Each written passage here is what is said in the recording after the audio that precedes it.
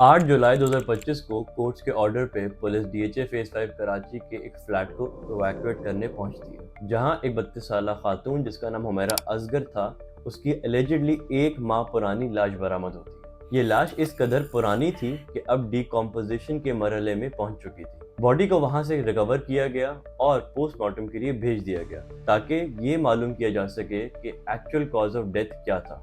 हुमैरा असगर के घर से उसके 2 फोन भी बरामद हुए, जिनको फर्दर फोरेंसिक एनालिसिस के लिए रेलेवेंट ऑर्गेनाइजेशन को दे दिया गया। असल में हुमैरा ने बहुत अरसे से अपना रेंट नहीं पे किया था, जिसकी वजह से उनके लैंडलॉर्ड ने कोर्ट में एक केस फाइल किया।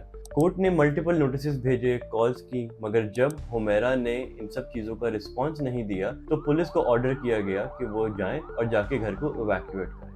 सबसे हैरानकुन बात तो ये है कि उसकी डेथ को 1 महीना गुजर गया और किसी को पता ही नहीं चला। पुलिस के मुताबिक हुमैरा की लास्ट ऑन गोइंग कम्युनिकेशन अक्टूबर 2024 की थी। इसका मतलब ये है कि उसकी डेथ 1 महीना पहले नहीं, उसकी डेथ दिसंबर या शायद उससे भी पहले हुई, लेकिन किसी ने खबर ही नहीं ली। ना उसके दोस्त, रिश्तेदार, ना नेबर, किसी ने उसे कैजुअली कांटेक्ट करने की भी कोशिश नहीं की।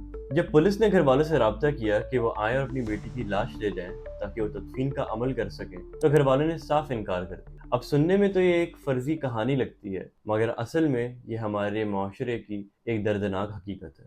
हुमैरा असगर एक तालीम याफ्ता लड़की थी। उसने पाकिस्तान के एक बहुत प्रेस्टिजियस इंस्टीट्यूट एनसीए से स्कल्पचरिंग में डिग्री हासिल की। वो एक एक्ट्रेस, मॉडल और सोशल मीडिया इन्फ्लुएंसर थी। उसने बहुत सारे ड्रामों में काम किया और शोबिज में अपनी मेहनत से अपना लोहा मनवाया। जब उसको ये मालूम हुआ कि पाकिस्तान के ज़्यादातर प्रोडक्शन और मीडिया हाउसेस कराची के अंदर हैं, तो उसने ये फैसला किया कि अब वो लाहौर को छोड़कर कराची मूव होगी। मगर हुमैरा का सबसे बड़ा जुर्म ये था कि उसने अपनी ज़िंदगी अपनी मर्जी से जीने की कोशिश की। उसने वो रास्ता चुना जो सोसाइटी के लिए एक्सेप्टेबल नहीं था। शोबिज का रुख करना, अकेले रहना, इंडिपेंडेंट लाइफ गुजारना, ये सब चीज़ें शायद उसके लिए सेल्फ एक्सप्रेशन थी, मगर सोसाइटी के लिए रिबेलियन। उसके घर वाले उसके लाइफस्टाइल से बिल्कुल भी खुश नहीं थे और तभी उन्होंने उसके साथ लाताल्लुकी की हुई थी। वो किसी ज़्यादा कंजर्वेटिव बैकग्राउंड से नहीं थी, मगर इसका मतलब ये नहीं कि उसके साथ इमोशनल वायलेंस नहीं हुआ। जब एक लड़की सोसाइटी की नॉर्म के खिलाफ खड़ी होती है तो सबसे पहले उसका दुश्मन उसके घर वाले बनते हैं। हमारे माशरे में इज्जत ही सब कुछ है और इज्जत का मतलब है लोग क्या कहेंगे। पेरेंट्स अपनी बेटियों को रोबोट्स की तरह ट्रीट करते हैं। उनको सिर्फ वो काम करने की इजाज़त दी जाती है जिसका अप्रूवल सोसाइटी देती है, और अगर वो कोई और रास्ते का इंतखाब करें तो सिर्फ बॉयकॉट नहीं किया जाता, कई दफ़ा मार भी दिया जाता है। उसी दिन 8 जुलाई 2025 को रावलपिंडी में एक बाप ने अपनी बेटी, जिसका नाम महक शहजादी था, इस वजह से गोली मार दी क्योंकि उसने अपना टिकटॉक अकाउंट डिलीट नहीं किया।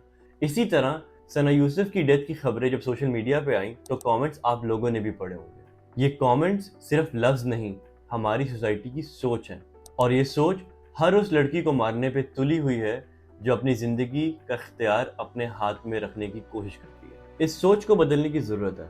एज ए सोसाइटी हमें ये समझना होगा कि हर शख्स, पर्टिकुलरली हर औरत को, अपनी ज़िंदगी के फैसले लेने पे पूरा इख्तियार है। अगर कोई काम लीगली और मॉरली गलत नहीं है तो सोसाइटी की डेफिनेशन ऑफ इज़्ज़त की वजह से उस पर पाबंदी लगाना एक जुल्म है। पेरेंट्स को ये समझना होगा कि उनके बच्चे उनकी इज्जत का एक प्रोजेक्ट नहीं है, वो अलग सोच रखने वाले इंडिपेंडेंट इंडिविजुअल्स हैं जिनको सपोर्ट की जरूरत है, कंडीशनल प्यार की नहीं। अगर आप अपने बच्चे से सिर्फ तब प्यार करते हैं जब आपकी बात मानता है तो फिर वो प्यार नहीं, एक कॉन्ट्रैक्ट है, और इस कॉन्ट्रैक्ट का नतीजा अक्सर तन्हाई, डिप्रेशन या फिर किसी फ्लैट में मिलने वाली अकेली लाश की सूरत में निकलता है। हुमैरा असगर एक नाम नहीं, एक कहानी नहीं, वो एक चेहरा है उन सब लड़कियों का जो अपनी मर्जी से जीने की कोशिश में सब कुछ खो बैठी हैं। वो हमेशा के लिए चली गई मगर अपना सवाल यहीं छोड़ गई। क्या अपनी जिंदगी अपने तरीके से जीना इस कदर बड़ा जुर्म है?